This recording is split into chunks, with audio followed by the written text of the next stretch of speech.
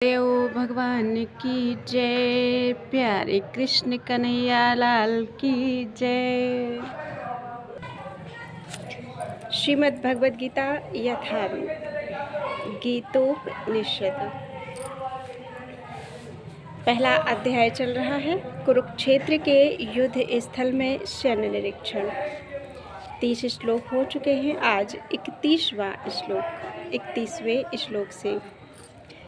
न च श्रेयो अनुपश्यामि हत्वा स्वजनमाहवे न कांक्षे विजयं कृष्ण न च राज्यं सुखानि च। हे कृष्ण, इस युद्ध में अपने ही स्वजनों का वध करने से ना तो मुझे कोई अच्छाई दिखती है और ना मैं उससे किसी प्रकार की विजय, राज्य या सुख की इच्छा रखता हूँ।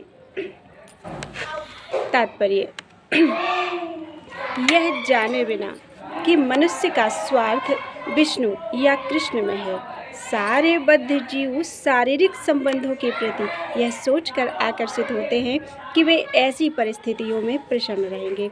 ऐसी देहात्म बुद्धि के कारण वे भौतिक सुख के कारणों को भी भूल जाते हैं। अर्जुन तो क्षत्रिय का नैतिक धर्म भी भूल गया था। कहा जाता है कि 2 प्रकार के मनुष्य परम शक्तिशाली तथा जाज्वल्यमान सूर्यमंडल में प्रवेश करने के योग्य होते हैं। ये है एक तो क्षत्रिय जो कृष्ण की आज्ञा से युद्ध में मरता है, और दूसरा सन्यासी जो आध्यात्मिक अनुशीलन में लगा रहता है। अर्जुन अपने शत्रुओं को मारने से विमुख हो रहा है। अपने संबंधियों की बात तो छोड़ दें, वह सोचता है कि स्वजनों को मारने से उसे जीवन में सुख नहीं मिलेगा, अतः वह लड़ने के लिए इच्छुक नहीं है। जिस प्रकार की भूख ना लगने पर कोई भोजन बनाने को तैयार नहीं होता, उसने तो बन जाने का निश्चय कर लिया है, जहाँ वह एकांत में निराशापूर्ण जीवन काट सके। किंतु क्षत्रिय होने के नाते उसे अपने जीवन निर्वाह के लिए राज्य चाहिए, क्योंकि क्षत्रिय कोई अन्य कार्य नहीं कर सकता। किंतु अर्जुन के पास राज्य कहाँ है? उसके लिए तो राज्य प्राप्त करने का एकमात्र अवसर है कि अपने बंधु बांधवों से लड़कर अपने पिता के राज्य का उत्तराधिकार प्राप्त करे, जिसे वह करना नहीं चाह रहा है। इसलिए वह अपने को जंगल में एकांतवास करके निराशा का एकांत जीवन बिताने के योग्य समझता है। किं नु राज्येन गोविंद किं भोगैर्जीवितेन वा येषामर्थे काङ्क्षितं नो राज्यं भोगाः सुखानि च। त इमे अवस्थिता युद्धे प्राणास्त्यक्त्वा धनानि च आचार्याः पितराः पुत्राः तथैव च पितामहाः मातुलाः श्वशुराः पौत्राः श्यालाः सम्बन्धिनस्तथा एतान् न हन्तुमिच्छामि घ्नतोऽपि मधुसूदन। अपि त्रैलोक्यराज्यस्य हेतोः किं नु मही कृते निहत्य धार्तराष्ट्रान्नः का प्रीतिः स्यात् जनार्दनः। हे गोविंद, हमें राज्य, सुख अथवा इस जीवन से क्या लाभ, क्योंकि जिन सारे लोगों के लिए हम उन्हें चाहते हैं वे ही इस युद्ध भूमि में खड़े हैं। हे मधुसूदन, जब गुरुजन, पितृगण, पुत्रगण, पितामह, मामा, ससुर, पौत्रगण, साले तथा अन्य सारे संबंधी अपना अपना धन एवं प्राण देने के लिए तत्पर हैं और मेरे सामने खड़े हैं, तो फिर मैं इन सब को क्यों मारना चाहूँगा, भले ही वे मुझे क्यों न मार डालें।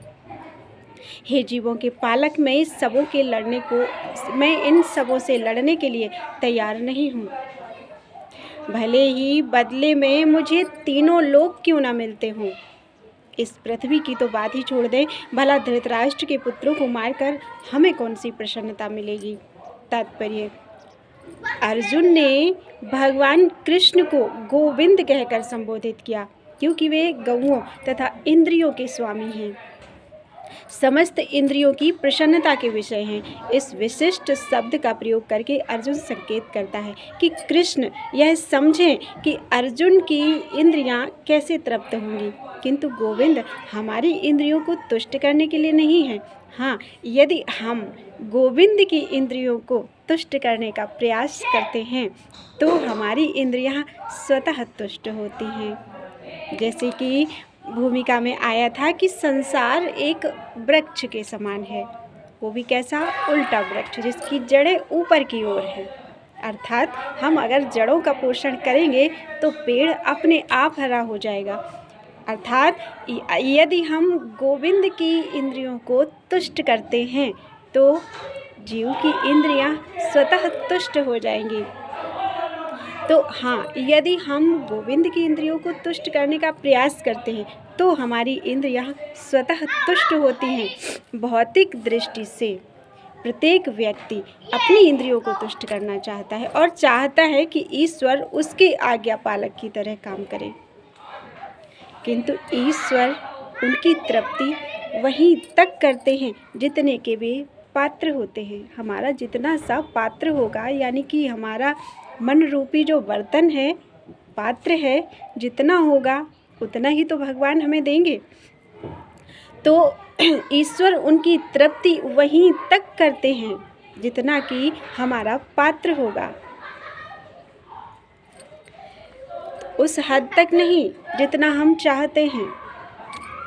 किंतु जब कोई इसके विपरीत मार्ग ग्रहण करता है, अर्थात जब वह अपनी इंद्रियों की तृप्ति की चिंता ना करके गोविंद की इंद्रियों की तुष्टि करने का प्रयास करता है, तो गोविंद की कृपा से जीव की सारी इच्छाएं पूर्ण हो जाती है।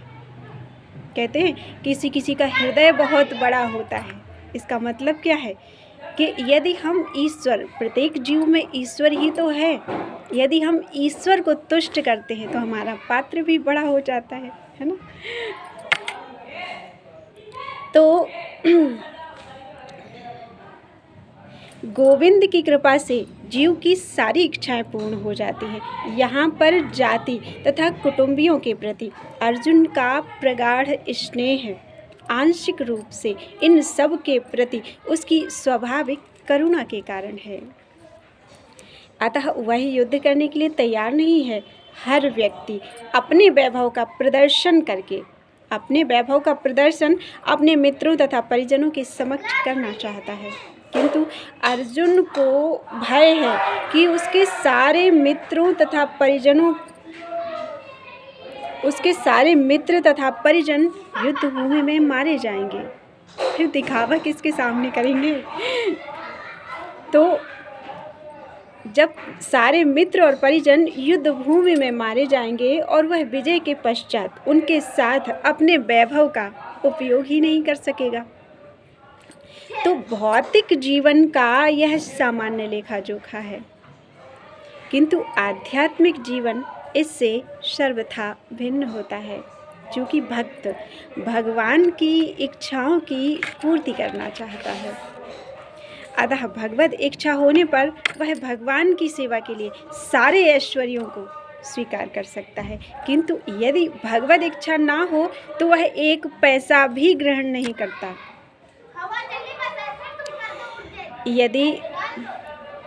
यदि भगवत इच्छा ना हो तो वह एक पैसा भी ग्रहण नहीं करता। अर्जुन अपने संबंधियों को मारना नहीं चाह रहा था, और यदि उनको मारने की आवश्यकता हो तो अर्जुन की इच्छा थी कि कृष्ण स्वयं उनका वध कर दें। इस समय उसे यह पता नहीं है कि कृष्ण उन सबों को युद्ध भूमि में आने के पूर्व ही मार चुके हैं और अब उसे निमित्त मात्र बनना है। इसका उद्घाटन अगले अध्यायों में होगा। भगवान का असली भक्त होने के कारण अर्जुन अपने अत्याचारी बंधु बांधवों से प्रतिशोध नहीं लेना चाहता है। प्रतिशोध अर्जुन नहीं लेना चाहता था, किंतु यह तो भगवान की योजना थी कि सबका वध हो। भगवत भक्त दुष्टों से प्रतिशोध नहीं लेना चाहता, किंतु भगवान दुष्टों के द्वारा भक्त के उत्पीड़न को सहन नहीं कर पाते। भगवान किसी व्यक्ति को अपनी इच्छा से क्षमा कर सकते हैं, किंतु यदि कोई उनके भक्त को हानि पहुंचाता है तो वे उसे क्षमा नहीं करते। इसीलिए भगवान इन दुराचारियों का वध करने के लिए उद्यत थे, यद्यपि अर्जुन उन्हें क्षमा करना चाहता था। पापमेवाश्रयेदः अस्मान्ह त्वयि तान् आततायिनः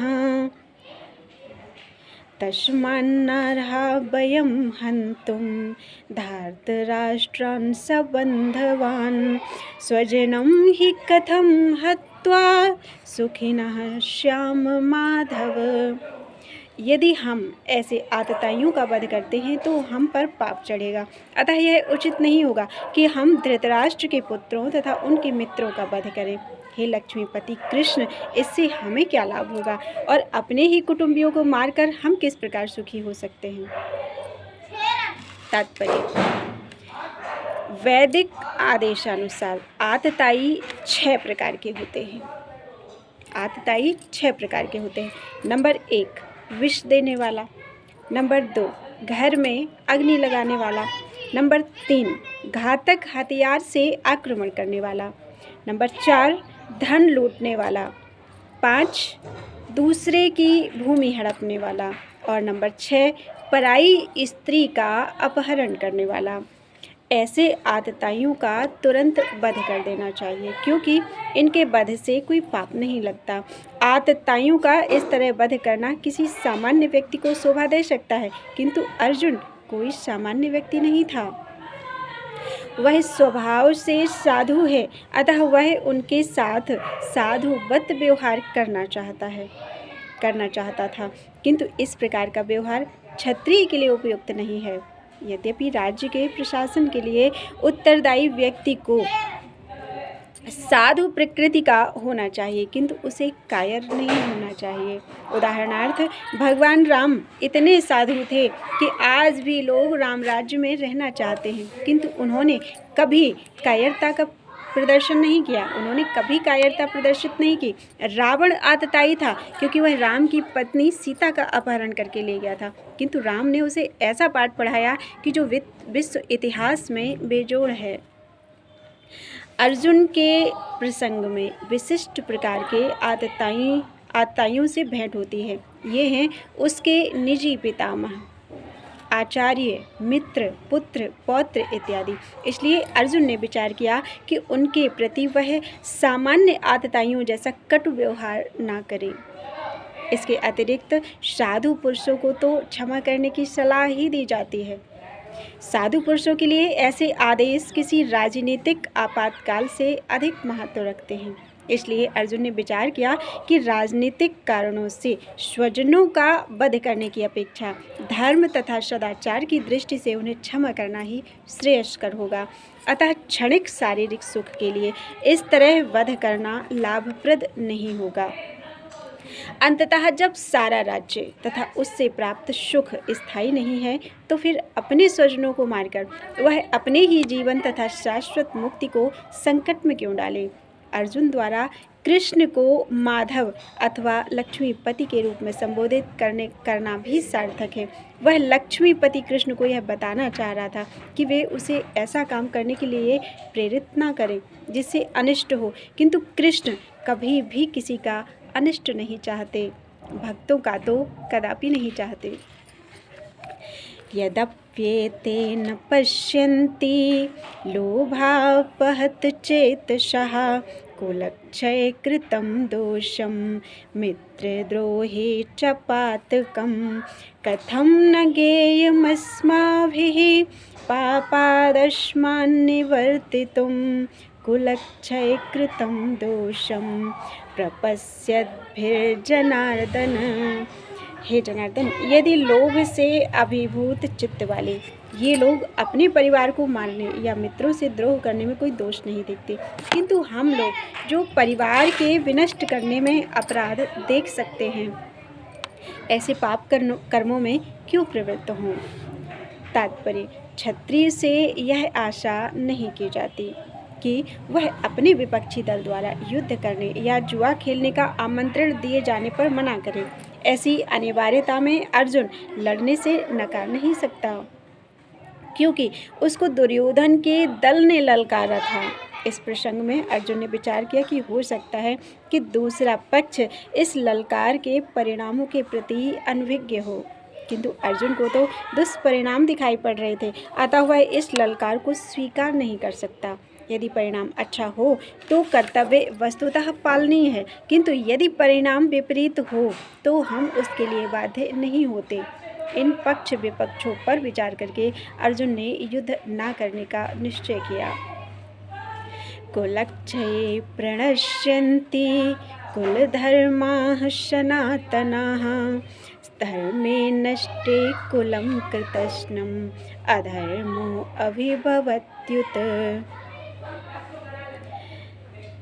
कुल का नाश होने पर सनातन कुल परंपरा नष्ट हो जाती है और इस तरह शेष कुल भी अधर्म में प्रवृत्त हो जाता है। तात्पर्य, वर्णाश्रम व्यवस्था में धार्मिक परंपराओं के अनेक नियम हैं, जिनकी सहायता से परिवार के सदस्य ठीक से उन्नति करके आध्यात्मिक मूल्यों की उपलब्धि कर सकते हैं।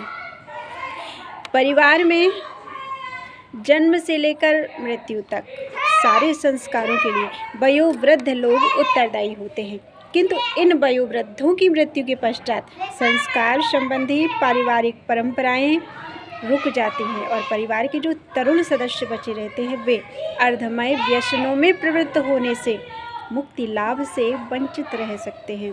अतः किसी भी कारणवश परिवार के वयोवृद्धों का वध नहीं होना चाहिए।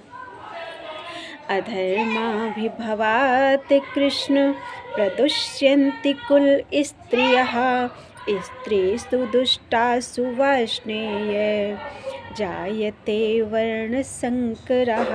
हे कृष्ण, जब कुल में अधर्म प्रमुख हो जाता है तो कुल की स्त्रियां दूषित हो जाती हैं और स्त्रीत्व के पतन से हे वृष्णिवंशी अवांछित संतानें उत्पन्न होती हैं। तात्पर्य, जीवन में शांति, सुख तथा आध्यात्मिक उन्नति का मुख्य सिद्धांत मानव समाज में अच्छी संतान का होना है। वर्णाश्रम धर्म के नियम इस प्रकार बनाए गए थे कि राज्य तथा जाति की आध्यात्मिक उन्नति के लिए समाज में अच्छी संतानें उत्पन्न हों। ऐसी संतान समाज में स्त्री के सतीत्व और उसकी निष्ठा पर निर्भर करती है। जिस प्रकार बालक सरलता से कुमार्गगामी बन जाते हैं, उसी प्रकार स्त्रियां भी पतितोन्मुखी होती हैं। अतः बालकों तथा स्त्रियों दोनों को ही समाज के वयोवृद्धों का संरक्षण आवश्यक है। स्त्रियां विभिन्न धार्मिक प्रथाओं में संलग्न रहने पर व्यभिचारिणी नहीं होंगी। चाणक्य पंडित के अनुसार सामान्यतया स्त्रियां अधिक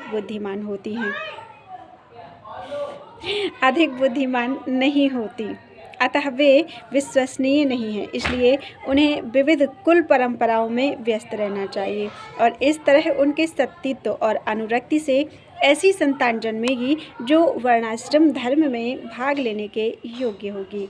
ऐसे वर्णाश्रम धर्म के विनाश से यह स्वाभाविक है कि स्त्रियां स्वतंत्रता पूर्वक पुरुषों से मिल सकेंगी और व्यभिचार को प्रश्रय मिलेगा, जिससे अवांछित संतानें उत्पन्न होंगी। निठल्ले लोग भी समाज में व्यभिचार को प्रेरित करते हैं और इस तरह अवांछित बच्चों की बाढ़ आ जाती है। मानव जाति पर युद्ध और महामारी का संकट छा जाता है।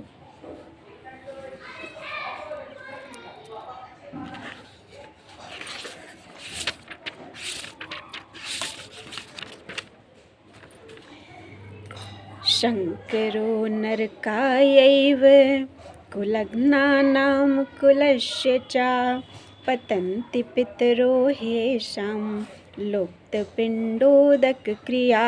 अवांछित संतानों की वृद्धि से निश्चय ही परिवार के लिए तथा पारिवारिक परंपरा को विनष्ट करने वालों के लिए ओम हरे नारकीय जीवन उत्पन्न होता है। ऐसे पतित कुलों के पुरखे अर्थात पितर लोग गिर जाते हैं, क्योंकि उन्हें जल तथा पिंडदान देने की क्रियाएं समाप्त हो जाती हैं। तात्पर्य, सकाम कर्म के विधि विधानों के अनुसार कुल के पितरों को समय समय पर जल और पिंडदान दिया जाना चाहिए।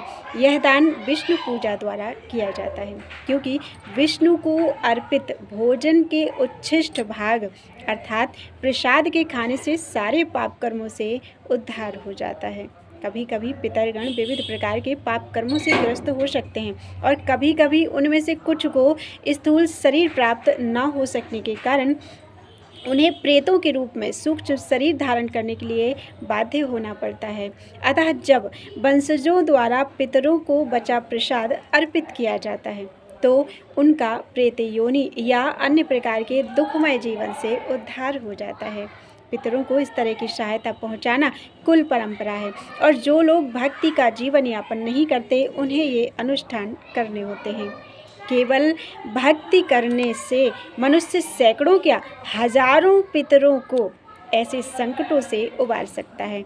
भागवत में कहा गया है देवर्षि भूताप्त नृणा पितृणा न किंकरो नाय मृणी चराजन सर्वात्मना यः शरणं शरण्यं गतो मुकुंदम परिहृत्य कर्तम।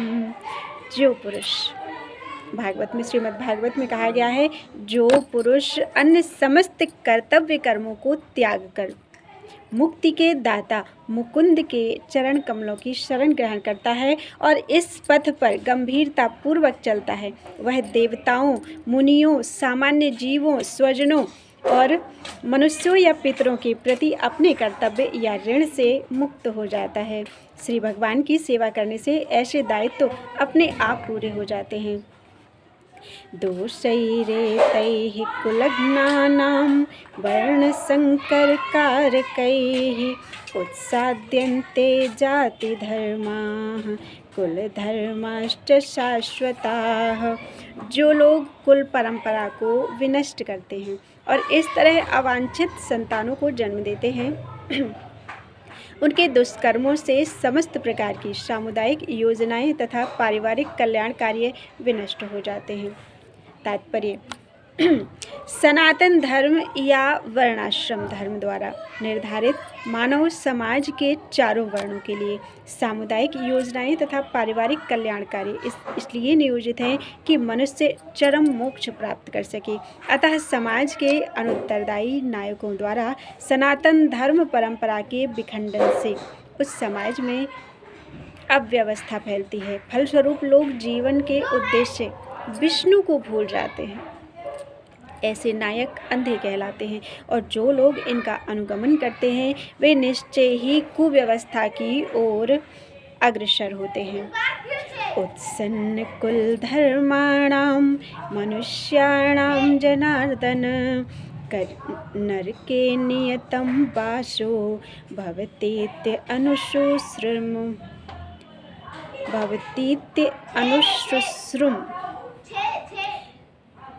अनुश्रुश्रुम मीन्स गुरु परंपरा से मैंने सुना है। हे प्रजापालक कृष्ण, मैंने गुरु परंपरा से सुना है कि जो कुल धर्म का विनाश करते हैं वे सदैव नरक में वास करते हैं। तात्पर्य अर्जुन अपने तर्कों को अपने निजी अनुभव पर न आधारित करके आचार्यों से जो सुन रखा है उस पर आधारित करता है। वास्तविक ज्ञान प्राप्त करने की यही विधि है। जिस व्यक्ति ने पहले से ज्ञान प्राप्त कर रखा है अर्थात आचार्यजन, गुरुजन, तो जिस व्यक्ति ने पहले से ज्ञान प्राप्त कर रखा है उस व्यक्ति की सहायता के बिना कोई भी वास्तविक ज्ञान तक पहुंच नहीं सकता। वर्णाश्रम धर्म की एक पद्धति के अनुसार मृत्यु के पूर्व मनुष्य को पाप कर्मों के लिए प्रायश्चित करना होता है। जो पापात्मा है उसे इस विधि का अवश्य उपयोग करना चाहिए। ऐसा किए बिना मनुष्य निश्चित रूप से नरक भेजा जाएगा, जहां उसे अपने पाप कर्मों के लिए कष्टमय जीवन बिताना होगा। अहोवत महत पापम कर्तुम व्यवसिता वयम यद राज्य सुख लोभेन हंतुम स्वजनम उद्यताः। ओह, कितने आश्चर्य की बात है कि हम सब जघन्य पाप करने के लिए उद्यत हो रहे हैं। राज्य सुख भोगने की इच्छा से प्रेरित होकर हम अपने ही संबंधियों को मारने पर तुले हुए हैं। तात्पर्य, स्वार्थ के वशीभूत होकर मनुष्य अपने सगे भाई, बाप या माँ के वध जैसे पाप कर्मों में प्रवृत्त हो सकता है। विश्व के इतिहास में ऐसे अनेक उदाहरण मिलते हैं, किंतु भगवान का साधु भक्त होने के कारण अर्जुन सदाचार के प्रति जागरूक है, अतः वह ऐसे कार्यों से बचने का प्रयत्न करता है। यदि मां प्रतीकारं शस्त्रं अशस्त्रं शस्त्रपाणयः धार्तराष्ट्रारणे हन्युः तन्मे क्षेमतरं भवेत्। यदि शस्त्रधारी धृतराष्ट्र के पुत्र मुझ निहत्थे तथा रणभूमि में प्रतिरोध न करने वाले को मारें तो यह मेरे लिए श्रेयस्कर होगा। तात्पर्य, क्षत्रियों के युद्ध नियमों के अनुसार ऐसी प्रथा है कि निहत्थे तथा विमुख शत्रु पर आक्रमण न किया जाए, किंतु अर्जुन ने निश्चय किया कि शत्रु भले ही इस विषम अवस्था में उस पर आक्रमण कर दें, किंतु वह युद्ध नहीं करेगा। उसने इस पर विचार नहीं किया कि दूसरा दल युद्ध के लिए कितना उद्यत है। इन सब लक्षणों का कारण उसकी दयार्द्रता है, जो भगवान के महान भक्त होने के कारण उत्पन्न हुई है। संजय उवाच, एवमुक्त्वा अर्जुनः संख्ये रथोपस्थ उपाविशत् विसृज्य सशरं चापं शोकसंविघ्नमानसः। संजय ने कहा, युद्धभूमि में इस प्रकार कहकर अर्जुन ने अपना धनुष तथा बाण एक ओर रख दिया और शोक संतप्त चित्त से रथ के आसन पर बैठ गया। तात्पर्य, अपने शत्रु की स्थिति का अवलोकन करते समय अर्जुन रथ पर खड़ा हो गया था, देखने के लिए खड़ा हो गया था, किंतु वह शोक से इतना संतप्त हो उठा कि अपना धनुष बाण एक ओर रखकर रथ के आसन पर पुनः बैठ गया। ऐसा दयालु तथा कोमल हृदय वाला व्यक्ति जो भगवान की सेवा में रत हो, आत्मज्ञान प्राप्त करने के योग्य है। इस प्रकार भगवद गीता के प्रथम अध्याय कुरुक्षेत्र के युद्ध स्थल में सैन्य निरीक्षण का भक्ति वेदांत तात्पर्य पूर्ण हुआ। बोलो वृंदावन बिहारी लाल की जय। पहला अध्याय पूरा हो चुका है, कल दूसरा अध्याय।